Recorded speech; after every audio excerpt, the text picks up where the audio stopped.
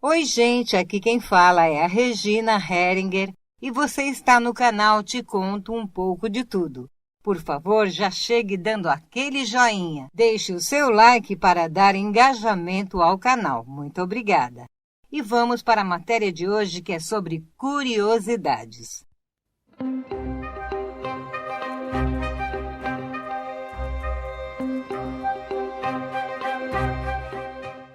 Eu procurei hoje um assunto que muitas vezes não é falado, muitas vezes é tomado como medos bobos.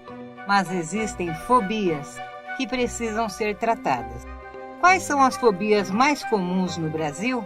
Você tem alguma fobia? Vamos falar um pouco disso?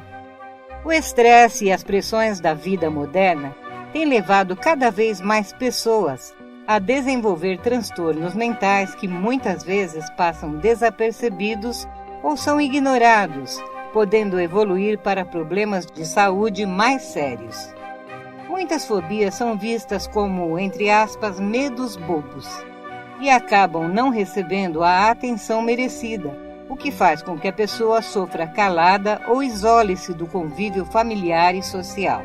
Conforme informação do Manual Diagnóstico e Estatístico de Transtornos Mentais, DSM-5, indivíduos com fobia específica têm até 60% mais probabilidade de tirar a própria vida do que pessoas sem o diagnóstico. Porém, essas taxas elevadas podem estar ligadas principalmente à comorbidade com transtornos de personalidade ou outros transtornos ansiosos. Milhares de fobias já foram descritas, classificadas e documentadas, mas algumas delas são mais comuns, como as que eu vou falar agora. Número 1. Acrofobia. A acrofobia é caracterizada pelo medo irracional de altura e pode ser causada por diversos fatores, como instinto de sobrevivência exacerbado e experiências traumáticas. Uma pessoa que caiu de um lugar alto ou presenciou um acidente envolvendo queda livre, por exemplo, tem grandes chances de desenvolver esse tipo de fobia. Os indivíduos que sofrem desse transtorno costumam apresentar sintomas físicos e emocionais intensos quando estão em locais altos, como vertigem, tremor e pânico. Nos quadros mais graves, o acrofóbico não consegue subir escadas, morar em prédios, entrar em elevadores ou dirigir sobre pontes. Número 2. Aerofobia. Diferentemente do que muitos pensam, uma pessoa que sofre de acrofobia nem sempre terá medo de andar de avião. Por isso, há um nome específico para o medo irracional de voar, que é aerofobia. Geralmente, a pessoa que desenvolve esse transtorno de ansiedade se restringe ao uso de transportes terrestres ou marítimos. A aerofobia pode limitar a vida do indivíduo tanto em questões de lazer quanto profissionais, pois muitos acrofóbicos deixam de viajar para outros países nas férias, de participar de congressos internacionais ou de ir a reuniões em filiais estrangeiras da empresa devido à ansiedade incontrolável que esta situação causa. Número 3. Agorafobia. A palavra agorafobia é usada para designar o medo irracional de lugares abertos, fechados ou de multidões, devido a pensamentos de que se pode ser difícil escapar ou de que não terá ninguém por perto para receber o auxílio, caso apresente sintomas incapacitantes como pânico ou crises agudas de ansiedade. Normalmente, quem sofre desse transtorno fica muito dependente de outras pessoas, pois precisa ter uma companhia sempre por perto para ter a sensação de segurança. A falta de independência e de confiança em si mesmo pode trazer muito sofrimento emocional para o indivíduo com agorafobia. O simples fato de sair de casa para ir ao supermercado ou à farmácia, por exemplo, pode se transformar em uma experiência terrível e ameaçadora. Apesar de saberem que seus medos são irracionais, Os agorafóbicos não conseguem deixar de pensar que estão em constante perigo. Número 4. Aracnofobia. Uma das fobias mais comuns está relacionada à aranha, um aracnídeo de 8 pernas que pode ou não ser venenoso para o ser humano. Apesar da aparência assustadora, muitas espécies são inofensivas e quase invisíveis a olho nu. Porém, isso não impede que várias pessoas sintam medo excessivo desse bicho. O condicionamento na infância é uma das principais causas da aracnofobia. Muitas crianças são ensinadas por seus pais ou responsáveis a temer ou evitar o contato com aranhas por causa da possibilidade de serem picadas. Quando chegam à idade adulta, não conseguem controlar o medo e a ansiedade diante desse bicho, mesmo que não apresente um perigo real. Número 5. Claustrofobia.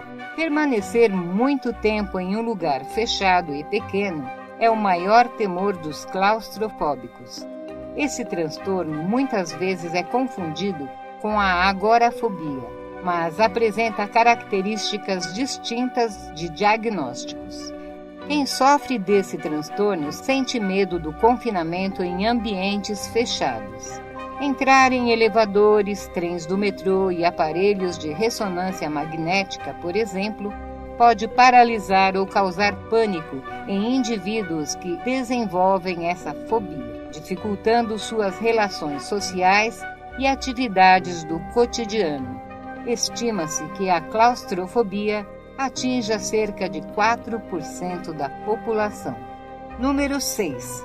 Courofobia. O medo irracional de palhaços é denominado courofobia e, na maioria dos casos, é desenvolvido devido a experiências traumáticas na infância. Embora sejam coloridas e alegres, essas criaturas mascaradas, típicas do circo, transformam-se no pesadelo de muitas pessoas. As expressões faciais desconhecidas e os gestos exagerados dos palhaços são alguns dos atributos que causam pânico em quem sofre deste transtorno de ansiedade. Além disso, muitos filmes e seriados de terror têm o palhaço como protagonista, o que pode ter contribuído para o aumento dessa fobia entre adolescentes e adultos. Número 7. Glossofobia.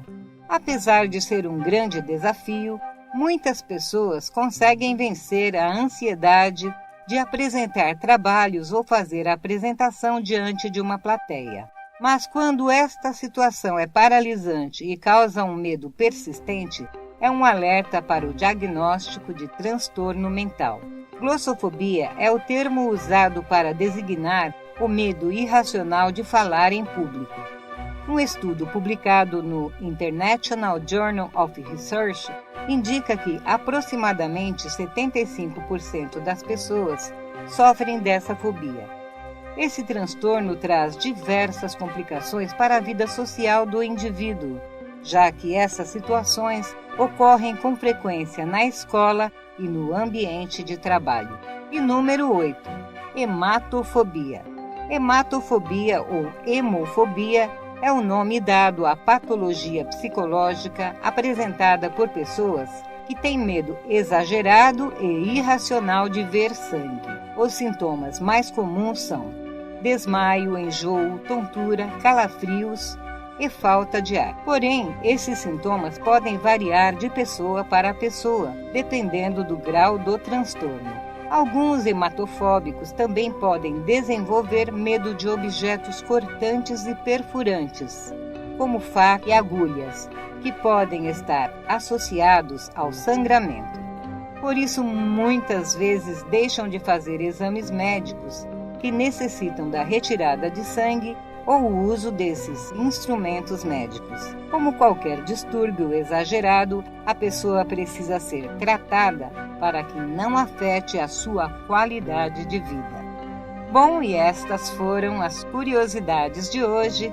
Eu sou Regina Heringer, este é o canal Te Conto um Pouco de Tudo. Por favor, inscreva-se, curta, comente e compartilhe, pois assim você ajuda o canal a ter engajamento na plataforma do YouTube.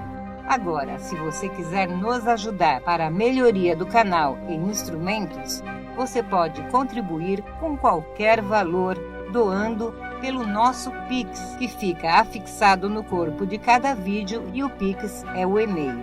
Ou, se você preferir, você pode apontar a sua câmera de celular para o nosso QR Code, que aparece sempre na última imagem do vídeo. Desde já agradeço muito por você ter assistido esse vídeo e, como eu sempre digo, eu volto na próxima playlist. Até lá!